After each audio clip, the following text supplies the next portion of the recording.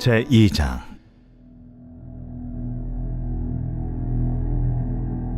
눈의 아들 여호수아가 시딤에서 두 사람을 정탐꾼으로 보내며 이르되, 가서 그 땅과 여리고를 엿보라. 그들이 가서 라합이라 하는 기생의 집에 들어가 거기서 유숙하더니 어떤 사람이 여리고 왕에게 말하여 이르되, 보소서, 이 밤에 이스라엘 자손 중에 몇 사람이 이 땅을 정탐하러 이리로 들어왔나이다. 여리고 왕이 라합에게 사람을 보내어 이르되, 내게로 와서 네 집에 들어간 그 사람들을 끌어내라. 그들은 이 온 땅을 정탐하러 왔느니라. 그 여인이 그 두 사람을 이미 숨긴지라 이르되, 과연 그 사람들이 내게 왔었으나 그들이 어디에서 왔는지 나는 알지 못하였고, 그 사람들이 어두워 성문을 닫을 때쯤 되어 나갔으니 어디로 갔는지 내가 알지 못하나 급히 따라가라. 그리하면 그들을 따라잡으리라 하였으나 그가 이미 그들을 이끌고 지붕에 올라가서 그 지붕에 버려놓은 삼대에 숨겼더라.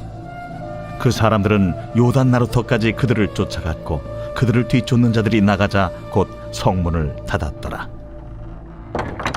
또 그들이 눕기 전에 라합이 지붕에 올라가서 그들에게 이르러 말하되, 여호와께서 이 땅을 너희에게 주신 줄을 내가 아노라.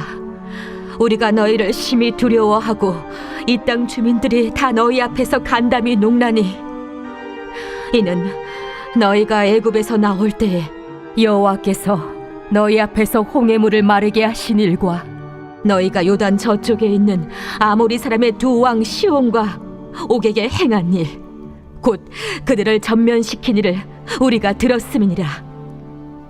우리가 듣자 곧 마음이 녹았고 너희로 말미암아 사람이 정신을 잃었나니, 너희의 하나님 여호와는 위로는 하늘에서도 아래로는 땅에서도 하나님이시니라. 그러므로 이제 청하노니 내가 너희를 선대하였은즉 너희도 내 아버지의 집을 선대하도록 여호와로 내게 맹세하고 내게 증표를 내라.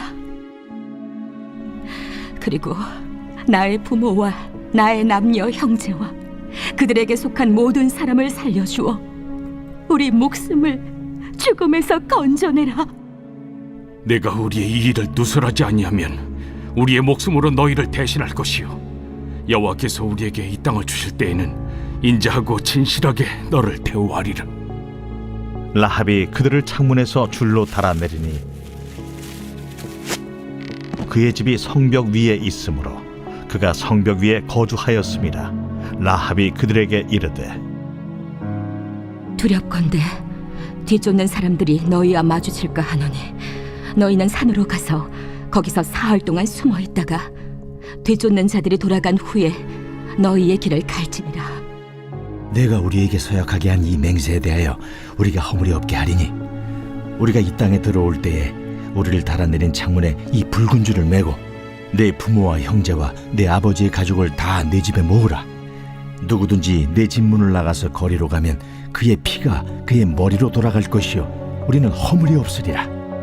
그러나 누구든지 너와 함께 집에 있는 자에게 손을 대면 그의 피는 우리의 머리로 돌아오려니와, 내가 우리의 이 일을 누설하면 내가 우리에게 서약하게 한 맹세에 대하여 우리에게 허물이 없으리라. 너희의 말대로 할 것이라 하고 그들을 보내어 가게 하고 붉은 줄을 창문에 매니라. 그들이 가서 산에 이르러 뒤쫓는 자들이 돌아가기까지 사흘을 거기 머물매 뒤쫓는 자들이 그들을 길에서 두루 찾다가 찾지 못하니라. 그 두 사람이 돌이켜 산에서 내려와 강을 건너 눈의 아들 여호수아에게 나아가서 그들이 겪은 모든 일을 고하고 또 여호수아에게 이르되, 진실로 여호와께서 그 온 땅을 우리 손에 주셨으므로 그 땅의 모든 주민이 우리 앞에서 간담이 녹도이다. 하나님은 우리의 앞길을 예비하는 분이십니다. 믿으십니까? 아멘. 이스라엘은 여리고를 함락하기에 앞서 두 명의 정탐꾼들을 보냈습니다. 이때 하나님은 두 명의 정탐꾼들을 위해서 기생 라합을 예비하셨습니다. 두 명의 정탐꾼들은 하나님께서 예비해 놓으신 기생 라합으로 인해서 위기에서 벗어날 수 있었고 임무를 무사히 마치고 돌아갈 수 있었습니다. 이스라엘이 견고한 여리고성을 함락하는 데 있어서 라합의 도움은 절대적인 것이었습니다. 성경은 여호수아 2장에서 기생 라합을 자세히 소개하고 있습니다. 이후 성경에 기록된 라합은 믿음으로 말미암아 구원을 받고 이방인이었음에도 불구하고 예수님의 족보에 이름이 기록되고 우리가 흔히 믿음장이라고 부르는 히브리서 11장에도 믿음으로 기생 라합은 정탐꾼을 평안히 영접하였으므로 순종하지 아니한 자와 함께 멸망하지 아니하였도다. 믿음의 사람으로 그 이름이 기록되어 있습니다. 간혹 어떤 분들은 세상적인 기준으로 라합의 행위를 거짓말하는 사람으로 비판을 하는 분들이 있지만 성경의 관점은 그 안에 담겨있는 믿음의 행위를 이야기하며 오히려 우리에게 믿음으로 행하는 삶은 이러한 것이다 라는 것을 보여주고 있습니다. 첫째로 라합은 믿음으로 두려워하지 않는 사람이었습니다. 본문 2절에서 3절의 말씀을 함께 보시겠습니다. 어떤 사람이 여리고 왕에게 말하여 이르되 보소서 이 밤에 이스라엘 자손 중에 몇 사람이 이 땅을 점탐하러 이리로 들어왔나이다. 여리고 왕이 라합에게 사람을 보내어 이르되 내게로 와서 내 집에 들어간 그 사람들을 끌어내라. 그들은 이 온 땅을 정복하러 왔느니라. 아멘. 이스라엘 정탐꾼들이 라합의 집에 유숙하게 된 사실이 알려져서 여리고 왕에게 보고가 되었습니다. 왕은 군사들을 보내어 라합에게 그 정탐꾼들을 내어놓으라고 명령합니다. 이때 라합은 그들이 내 집에 들어오기는 했지만 어두워졌을 때 자기 집에서 나갔으며 어디로 갔는지 알지 못한다 대답을 합니다. 라합은 위험을 무릅쓰고 하나님의 편에 선 것입니다. 이러한 라합의 행동은 사내 아이가 태어나면 모두 죽이라고 명령한 바로의 명령을 거역하고 아이들을 살린 히브리 산파들의 행위와 비슷합니다. 히브리 산파와 기생 라합은 모두 하나님을 경외함으로 하나님을 믿음으로 두려움을 이겨냈습니다. 정탐꾼을 숨겨준 사실이 드러나면 죽임을 당하게 될 텐데 라합은 어떻게 그러한 결정을 내릴 수 있었을까요? 하나님을 믿는다고 하면서도 정작 어려움을 겪을 때 자신의 경험이나 세상적인 방법을 의지하는 사람들이 있습니다. 그러나 자신이 아무것도 아니라고 생각하는 그러한 사람은 온전히 하나님을 의지할 수밖에 없습니다. 이러한 차원에서 기생 라합의 믿음을 생각해 볼 때 라합이 어떻게 기생이 되었는지 성경에서는 기록하고 있지 않지만 기생으로 지내며 얼마나 많은 사람들을 보아왔겠습니까? 술을 팔고 웃음을 팔면서 사람들을 겪다 보니 아마도 인생의 문제 앞에 깊은 고민과 회의가 들었을 것입니다. 육신의 쾌락과 욕망을 추구하며 방탕한 수많은 사람들을 보면서 라합은 정말 인생이 부질없고 술을 팔고 웃음을 파는 자신 또한 아무것도 아닌 초라한 존재라는 사실을 깨닫게 되었을 것입니다. 그러나 이러한 현실은 오히려 라합으로 하여금 하나님을 바라보고 하나님을 의지하는 믿음이 생겨나게 만들었습니다. 믿음은 두려움과 반비례합니다. 믿음이 커지는 만큼 두려움은 작아지고 믿음이 작아지는 만큼 두려움은 커집니다. 라합이 죽음의 두려움을 이겨낼 수 있었다는 사실에서 우리는 그녀의 믿음이 얼마나 컸었는지를 짐작할 수 있습니다. 라합은 정탐꾼을 영접할 때 두려워하지 않았고 또 군사들이 와서 정탐꾼들을 내어놓으라고 할 때에도 두려워 떨지 않았습니다. 그것은 라합에게 정탐꾼을 영접하고 그들을 도움으로써 구원을 받을 수 있다는 믿음이 그 가운데 자라고 있었기 때문입니다.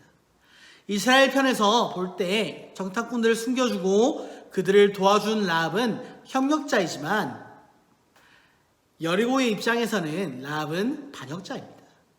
만약 라합이 정탐꾼들을 숨겨준 일이 드러나게 된다면 라합은 죽임을 당하게 되는 것입니다. 그럼에도 불구하고 라합은 하나님을 알았기 때문에 믿음으로 담대히 행동할 수 있었습니다. 믿음은 두려움을 물리치는 것입니다. 우리의 마음 가운데 어떠한 두려움들이 자리를 잡고 있다면 믿음에 문제가 있음을 깨달아야 합니다. 이사야 41장 10절의 말씀은 두려워 말라 내가 너와 함께 함이니라 놀라지 말라 나는 내 하나님이 됨이니라 내가 너를 굳세게 하리라 참으로 너를 도와주리라 참으로 나의 의로운 손으로 너를 붙들리라 말씀합니다. 두려울 때마다 이러한 하나님의 말씀을 기억하시기 바랍니다. 둘째로 라합은 믿음으로 정확한 상황 판단을 할 수 있었던 사람입니다. 본문 9절에서 11절의 말씀을 보면 라합이 어떠한 믿음을 가지고 있었는지 살펴볼 수 있습니다. 말하되 여호와께서 이 땅을 너희에게 주신 줄을 내가 아노라. 우리가 너희를 심히 두려워하고 이 땅 주민들이 다 너희 앞에 간담이 녹나니 이는 너희가 애굽에서 나올 때 여호와께서 너희 앞에서 홍해문을 마르게 하신 일과 너희가 저쪽에 있는 아모리 사람의 두 왕 시온과 옥에게 행한 일 곧 그들을 전멸시킨 일을 우리가 들었음이니라. 우리가 듣자 곧 마음이 녹았고 너희로 말미암아 사람이 정신을 잃었나니 너희의 하나님 여호와는 위로는 하늘에서도 아래로는 땅에서도 하나님이시니라. 아멘. 라합은 정복 대상인 가나안 땅의 기생이었지만 하나님께 대한 지식과 신앙을 가지고 있었습니다. 당시 가나안 땅의 사람들이 온갖 우상들을 섬기고 있었다는 것을 생각하면 라합이 가진 믿음은 정말 대단한 것이었습니다. 라합의 고백에 의하면 가나안 사람들은 이스라엘 백성들이 출애굽한 이후 40년 동안 이스라엘 백성들을 두려워하며 살았습니다. 가나안 사람들이 두려워 떨고 있을 때 라합은 하나님께서 그동안 하신 일들을 전해 들으면서 정확하게 상황 판단을 할 수 있었습니다. 여리고 성이 아무리 높고 견고하다 할지라도 홍해를 가르고 요단 동편의 두 나라를 멸망시키신 여호와 하나님께서 이스라엘과 함께 하신다면 결코 그들이 막지 못할 것이고 여리고는 그들에게 반드시 넘어가게 될 것이라고 생각하였습니다. 히브리서는 라합이 정탐꾼들을 만났을 때 그들을 평안히 영접했다 말씀합니다. 이것은 결코 쉬운 일이 아닙니다. 일반적으로 생각할 때 만약에 우리가 북한에서 내려온 간첩을 갑작스럽게 만난다면 어떠한 상황이 될까요? 두렵고 떨리는 마음으로 겁먹고 가슴이 쿵쾅쿵쾅 뛰지 않겠습니까? 이 사람을 평안한 마음으로 대할 수 있을까요? 예, 아니죠. 두려운 마음으로 아마 정신이 없었을 것입니다. 그런데 라합은 당황하지 않고 평안한 마음으로 영접하였다 말씀하고 있습니다. 이것이 무슨 뜻이냐면 라합은 이미 이러한 상황들이 벌어질 것을 예상하고 있었다. 이러한 상황들이 벌어졌을 때 어떻게 해야 할지 이미 다 마음속으로 대비를 하고 있었다라는 것입니다. 그 이유가 무엇입니까? 라합에게 하나님을 향한 믿음이 있었기 때문입니다. 우리도 인생을 살다 보면 중요한 문제를 결정해야 할 상황들이 벌어질 때가 있습니다. 이때 우리는 무엇을 기준으로 삼고 무엇을 기준으로 판단해야 할까요? 그것은 오직 믿음입니다. 우리의 믿음이 연약할 때 여러 가지 상황들이 복잡하게 느껴지고 갈등이 생기게 됩니다. 그래서 우리는 어떠한 문제들이 생기면 어떻게 해야 될지 모르겠어요. 정말 답이 보이지 않아요. 한 치 앞도 보이지 않아요. 무엇이 정답인지 모르겠어요. 라고 생각을 하고 상담을 하고 여러 가지 상황들을 복잡하게 느낄 때가 있습니다. 그러나 믿음으로 살아가기 시작할 때 우리의 삶에는 갈등할 일들이 점점 사라지게 된다는 것을 느끼게 될 것입니다. 갈등은 두 마음을 가진 사람에게 생기는 문제이기 때문입니다. 믿음으로 살려고 하지만 그 믿음이 온전하지 못하여 한편으로는 세상을 향해 있고 세상의 원리에 따라 판단을 하게 되면 마음에 갈등이 생기고 결정하기 어려워질 수밖에 없습니다. 그래서 우리가 명심해야 할 것은 좌로나 우로나 치우치지 않고 하나님만 바라보는 믿음을 가지는 것입니다. 모든 것을 오직 믿음으로 바라보고 믿음으로 판단해야 합니다. 그러면 아무리 복잡하게 보이는 상황에서도 우리는 쉽고 간단하게 문제를 결정할 수 있습니다. 셋째로 라합은 믿음으로 가족들을 멸망에서 구원한 사람입니다. 본문 12절에서 13절의 말씀을 함께 보시겠습니다. 그러므로 이제 청하노니 내가 너희를 선대하였은즉 너희도 내 아버지의 집을 선대하도록 여호와로 내게 맹세하고 내게 증표를 내라. 그리고 나의 부모와 나의 남녀 형제와 그들에게 속한 모든 사람을 살려주어 우리 목숨을 죽음에서 건져내라. 아멘. 라합은 정탐꾼들에게 이스라엘이 여리고성을 점령할 때 정탐꾼들을 숨겨주고 무사히 돌아갈 수 있도록 도와준 대가로 자신과 가족들을 구원해달라고 부탁하며 증표를 요청했습니다. 여리고성은 가나안의 첫 성으로 견고한 진을 자랑하는 성이었습니다. 그러나 아무리 크고 견고한 성이라고 할지라도 하나님을 당할 수는 없습니다. 여리고성의 사람들은 두려워 떨면서도 성문을 굳게 닫고 하나님을 이겨보려고 했습니다. 하지만 라합은 여리고성이 어떻게 될 것인지, 자신과 가족들이 어떻게 될 것인지 알고 있었습니다. 그렇기 때문에 살기 위해서 라합은 우상을 버리고 하나님을 믿기로 결심했고 정탐꾼을 숨겨주었고 그 대가로 자신과 가족들을 구원하라고 요구했던 것입니다. 실제로 여리고성이 7일 만에 함락되었습니다. 함락될 때 어떻게 함락되었습니까? 창과 활로써 함락되었습니까? 그렇지 않죠.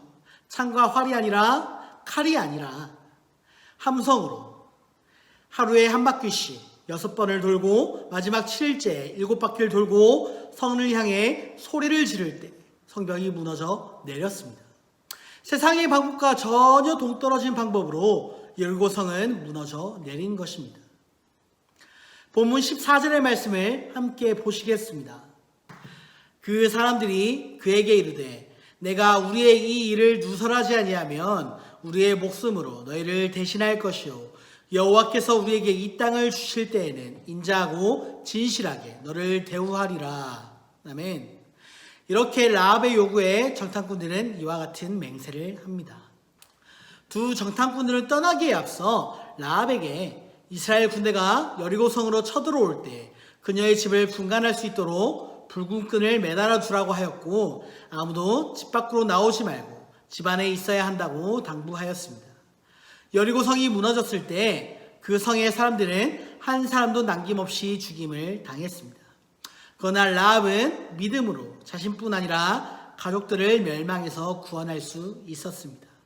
여호수아가 이끄는 이스라엘 군사들이 여리고성에 입성했을 때 여호수아 6장 25절의 말씀은 라합에 대해 이렇게 기록하고 있습니다.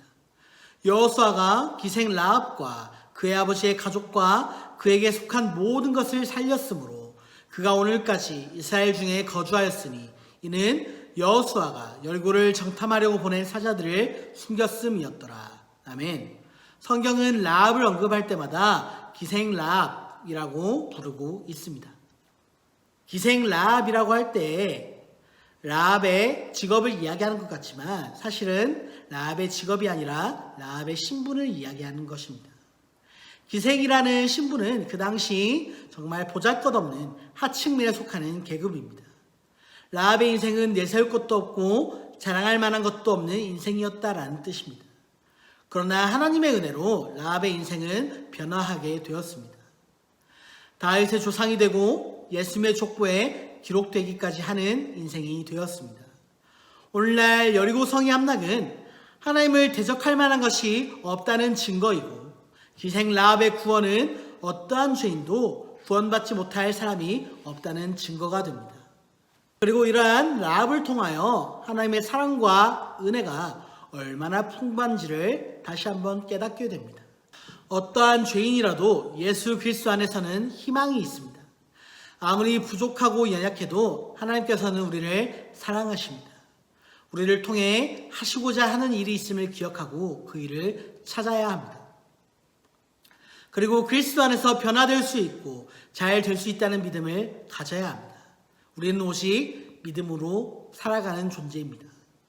히브리서뿐만 아니라 야고보서 2장 25절 말씀에서도 야곱에 대하여서 이렇게 기록이 되어 있습니다. 또 이와 같이 기생 라합이 사자들을 접대하여 다른 길로 나가게 할 때 행함으로 의롭다 하심을 받은 것이 아니냐. 아멘. 야고보는 믿음에 대해서 이야기할 때 행함이 없는 믿음은 그 자체가 죽은 것이다 말씀합니다. 그리고 행함이 있는 믿음을 촉구하고 있습니다. 그리고 아브라함과 라합을 그 예로 들고 있습니다. 라합은 믿음으로 두려워하지 아니하고 정확하게 상황을 판단하고 평안히 정탐꾼들을 영접하고 그들을 도움으로써 멸망의 상황에서 구원을 얻었습니다. 오늘 우리도 라합과 같이 행함이 있는 믿음의 삶을 살아가시길 간절히 소망합니다. 코로나19 바이러스의 여파로 2달째 예배가 멈추어지고 교회 문이 닫히고 모임이 제한되고 있지만 이러한 때에 오직 믿음으로 위기를 기회로 바꾸어 나가는 성도님들이 되시기를 간절히 축복합니다. 우리 안에 믿음이 있을 때, 우리 안에 하나님의 말씀을 신뢰할 때, 하나님을 향한 경외하는 마음이 있을 때 이러한 위기 속에서 우리의 신앙은 더욱더 성장하고 성숙하게 될 것입니다. 주님을 바라보고 믿음의 자리로 나아오시기를 간절히 축복합니다. 아멘. 오늘 우리가 함께 보실 찬양은 찬송가 86장입니다. 함께 찬양하시겠습니다. 내가 늘 의지하는 예수, 나의 상처 입은 심령을 불쌍하게 여기사 위로하여 주시니 미쁘신 나의 좋은 친구. 내가 의지하는 예수, 나의 사모하는 친구. 나의 기도 들으사 응답하여 주시니 미쁘신 나의 좋은 친구. 주의 손 의지하고 살 때 나를 해할 자가 없도다. 주님 나의 마음을 크게 위로하시니 미쁘신 나의 좋은 친구. 내가 의지하는 예수, 나의 사모하는 친구. 나의 기도 들으사 응답하여 주시니 미쁘신 나의 좋은 친구. 내가 요단강 건너가며 마음이 두려워서 떨 때도 주가 인도하시니 어찌 두려워하랴. 미쁘신 나의 좋은 친구. 내가 의지하는 예수, 나의 사모하는 친구. 나의 기도 들으사 응답하여 주시니 미쁘신 나의 좋은 친구. 이후 천국에 올라가서 모든 성도들과 다 함께 우리 뒤를 구하신 주를 찬양하리라. 미쁘신 나의 좋은 친구. 내가 의지하는 예수, 나의 사모하는 친구. 나의 기도 들으사 응답하여 주시니 미쁘신 나의 좋은 친구. 함께 기도하시겠습니다. 하나님, 오늘도 우리에게 라합과 같은 믿음을 허락하여 주셔서 주님을 바라보게 하시고 주님의 뜻 가운데 믿음으로 살아가게 하여 주시고, 주님, 이 세상 가운데 어떠한 견고한 진과 견고한 성읍들이 있더라도 그 모든 진을 파하며 믿음의 길로 걸어가게 하여 주시옵소서. 우리가 주님 앞에 믿음을 지키며 믿음의 자리로 나아갈 때 주님, 견고한 여리고성이 무너지듯이 우리의 삶을 가로막고 있는 모든 문제들이 하나하나 제하여지고 무너져 내리고 견고한 여리고성이 무너져 내림 같이 우리의 삶의 문제들이 하나씩 무너져 내릴 줄 믿습니다. 주님을 바라보게 하여 주시고 우리의 예배의 자리가 회복되어지게 하여 주시고 주님을 사랑하는 마음으로 믿음으로 나아가게 하여 주시옵소서.